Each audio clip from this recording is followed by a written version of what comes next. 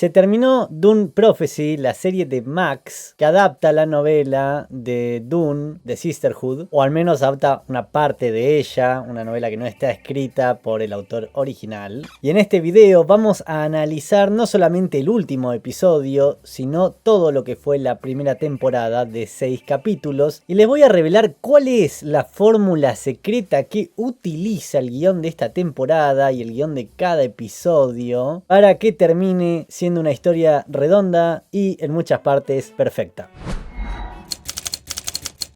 ¿Cuál es la fórmula secreta? ¿Por qué esta serie funciona tan bien? ¿Por qué ha enganchado a tantas personas y tantos espectadores en todo el mundo? Está bien.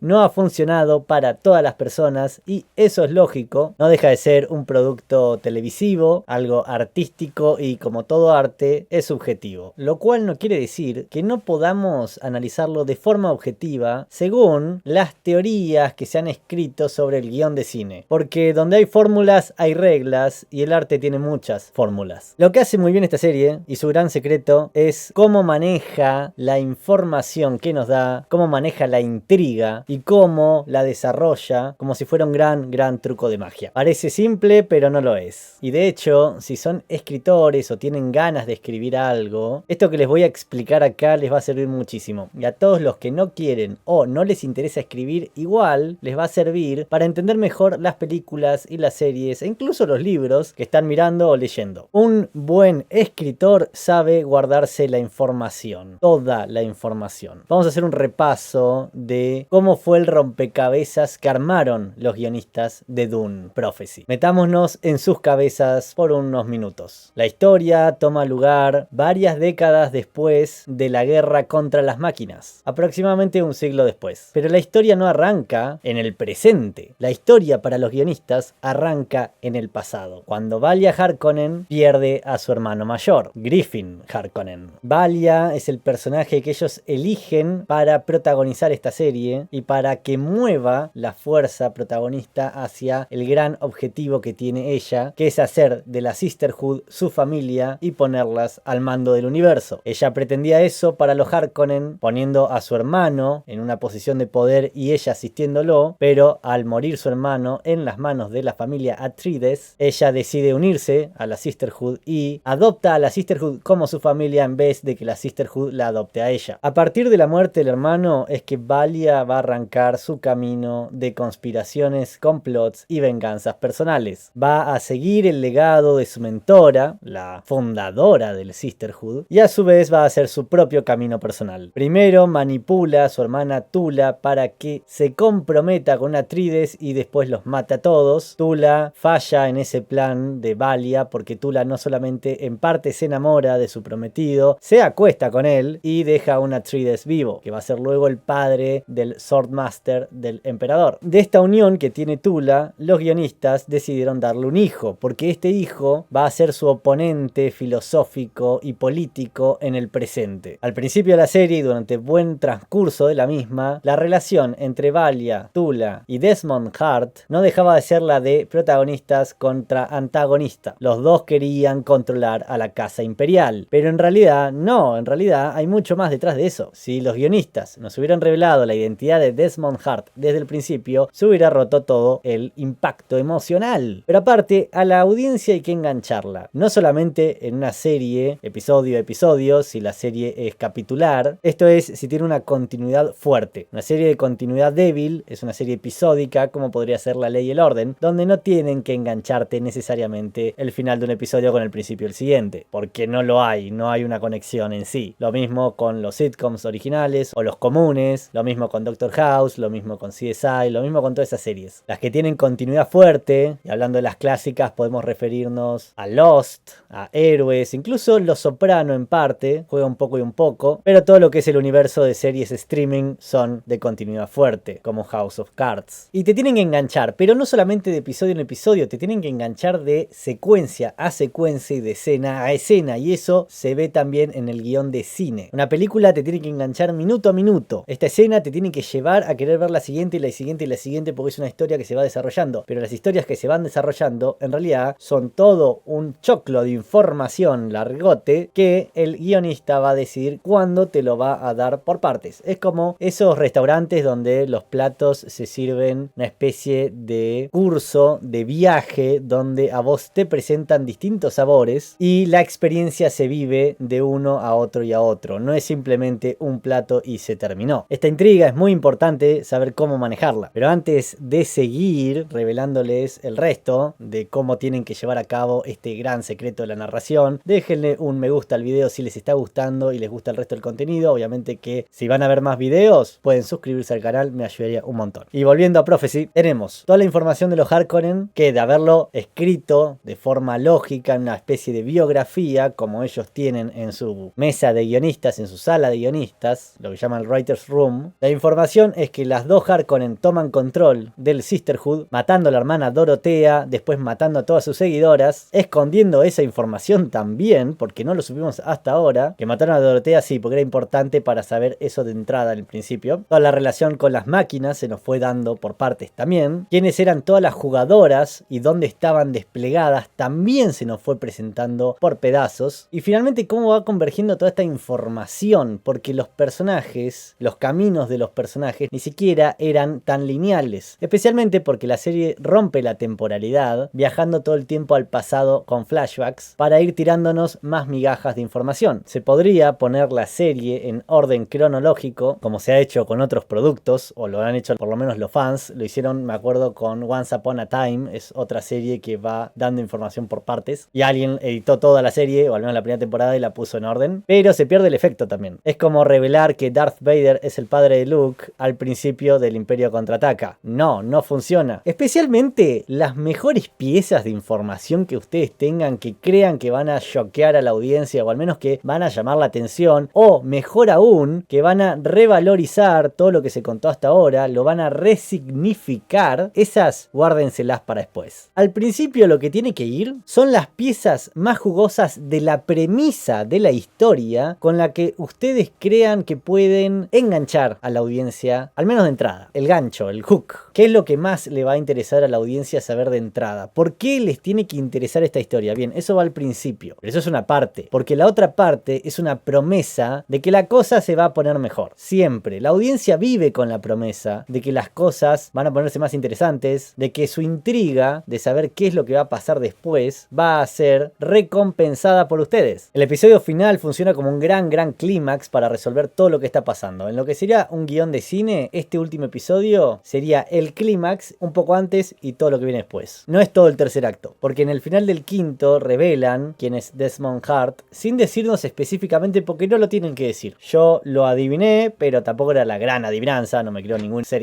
muy inteligente para hacerlo. Ustedes también lo deben haber adivinado. Y este capítulo último nos confirma esa sospecha de que Tula era la madre de Desmond. Pero en este episodio final todavía incluso se guardan la última pieza de información que faltaba en el rompecabezas, que no es quién es Desmond Hart, sino qué le pasó a Desmond Hart. Porque la información, gente, se utiliza con lo que en inglés se llama las 5 WH, o las formas de hacer preguntas. 5 o 6. When, what, where, who, why. Y la última, que no es WH, es how. Perdón por el Spanglish, sé que no a todos les gusta, pero esto es muy importante, porque en inglés es fácil de entenderlas. En español, quién, cómo, dónde, cuándo, por qué, y en este caso, particularmente, qué. ¿Qué le pasó? Todas estas preguntas son lo que van a ayudarles a ustedes a justamente desarrollar esta información y cómo la van a entregar. Porque estas son las preguntas que se va a hacer la audiencia todo el tiempo. Si ustedes no saben cómo responderlas, entonces fracasaron, porque eso va a originar lo que se conocen como plot holes, agujeros de guión. Porque si alguien se hace una pregunta sobre una historia y no tiene una respuesta, o al menos una respuesta que pueda empezar con alguna de estas palabras, entonces cagaron. En el caso de Desmond Hart, que es el gran personaje intriga de la temporada, nos describieron más o menos cuándo le pasó, dónde le pasó, por qué le pasó, incluso también lo dijeron, el quién fue el que se guardaron hasta el capítulo 5, quién es Desmond Hart, bueno, el hijo de Tula. Ahora, ¿qué le pasó? Eso no lo sabíamos y y lo descubrimos ahora. Alguien lo secuestró, aprovechándose de sus habilidades, talentos o prospectos innatos por ser la primera mezcla genética entre los Harkonnen y los Atreides. Utilizando máquinas prohibidas, le pusieron un virus tecnológico adentro, particularmente en el ojo, en una escena bastante repugnante, y lo enviaron de regreso a la capital para que destruya al Sisterhood. Y lo que hace muy bien, como final de temporada, es guardarse esa pieza de información que va a servir para unir con la próxima temporada. Porque si creíamos, como dije en este video analizando el juego de ajedrez que era Dawn Prophecy, si creíamos que el conflicto era entre Valia y Desmond con otras piezas dando vueltas, en realidad no, es entre Valia y alguien que no sabemos quién es aún. Y esta pieza de información de quién es la persona detrás de todo puede ser alguien que incluso ya conocemos, o alguien que la misma serie nos ha tirado pistas, o tal vez no, o tal vez es algo que van a desarrollar a fondo en la próxima temporada, pero que está conectado con Valia o conectada con Valia, eso es casi seguro, y no va a ser lo único a lo que se va a tener que oponer en la próxima temporada, porque esta serie lo que hace es ubicar a Valia en una figura de poder, la pone arriba del todo, y todo lo que hace la serie, o al menos esta temporada, es bajarla. Valia arrancó como la madre superiora del Sisterhood, manipulando a la familia real, y termina huyendo en las sombras con la princesa y su guardaespaldas. Perdió la Sisterhood, perdió el control de Balak 9, perdió su posición de poder en la capital y en el Imperium en general, y ahora va a tener que enfrentarse directamente a esta otra persona, lo cual me hace acordar en parte al viaje que hace Head, Gavilán, en la tercera novela de Terramar, que también arranca como el archimago y hace un viaje muy personal hacia la oscuridad. Porque en Balak 9 tenemos a Dorothea utilizando el cuerpo de Layla para desempolvar el pasado y demostrarle a todas las Bene Gesserit, o bueno, creo que todavía no existen las Bene Gesserit, pero no importa, a todas las acólitas, lo que pasó, la matanza y el asesinato a manos de Valia que se cometió contra sus discípulas. También destruyeron en principio la máquina, la inteligencia artificial de su abuela, que estaba manipulando genéticamente a las grandes casas. Asumo que eso en sí se va a recuperar porque de otra manera no tiene sentido lo que va a ocurrir 10.000 años después. Y es muy loco cómo en realidad la peor amenaza para el plan de Valia con la Sisterhood era una tipa que estaba muerta hace mucho tiempo. Otra cosa que me gustaría charlar, que está bueno en este episodio, sin hacer un gran desarrollo de la trama porque me cansa un poco a veces hacerlo, no es tan interesante, les recomiendo ir a verla, si no vieron toda la serie véanla, o si no vieron aún el último episodio véanlo, pero me gustó mucho algo que ocurre con el personaje de Javico, el emperador. Valia le cuenta o le revela que él fue un peón toda su vida, que lo manipularon desde todos los costados, especialmente ella, que toda su vida nunca fue suya, que nada fue suyo, y que estaba destinado a morir, y de hecho a morir bastante pronto. Y él hace algo que me encantó como personaje, que decir, si yo no puedo controlar nada de lo que me va a pasar, lo único que puedo controlar es mi muerte, o al menos elegir cuándo me voy a morir. Ustedes me están diciendo que voy a morir pronto, pero yo voy a decir eso, no ustedes. Pero antes de matarse, dice algo bastante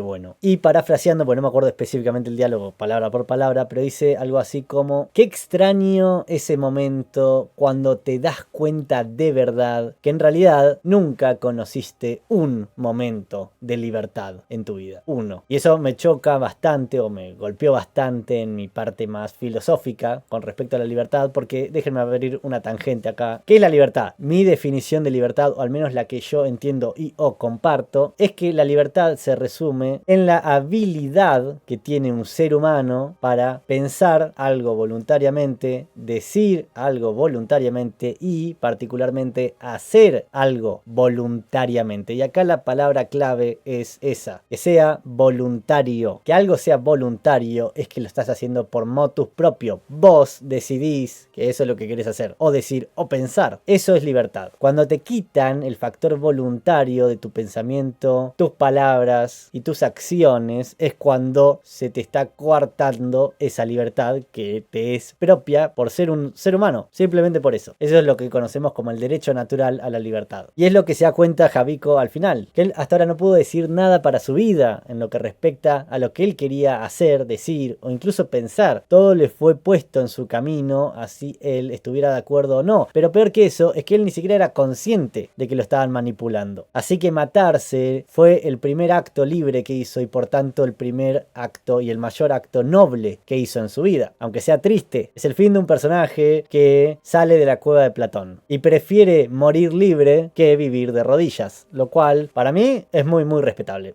Que pueden tomar nuestra vida, pero jamás tomar nuestra libertad.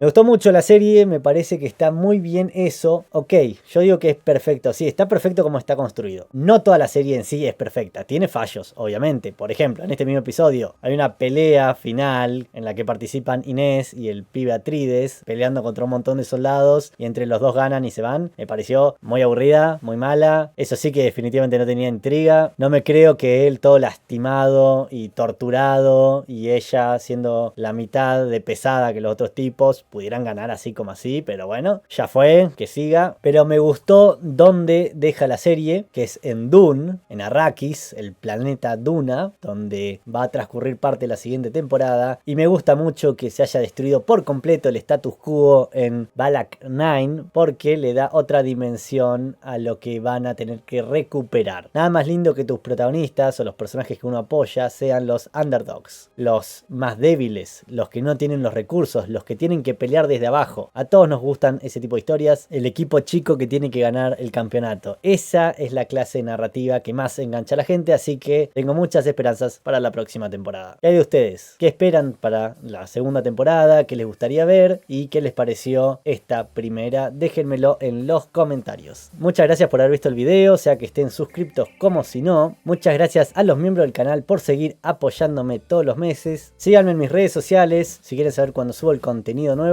Ahí están mis enlaces. Y síganlo a mi amigo Ale Vitali, que es quien compone parte de la música original que tiene este video. Les recomiendo la última review que hice de la serie de Dune Prophecy. Aunque si todavía no vieron ese video, les recomiendo empezar desde el principio, desde el análisis del primer episodio. Y nos estaremos viendo con el próximo video. Y si de hecho no sacó algo antes, feliz año nuevo y feliz 2025 a todos. Corte.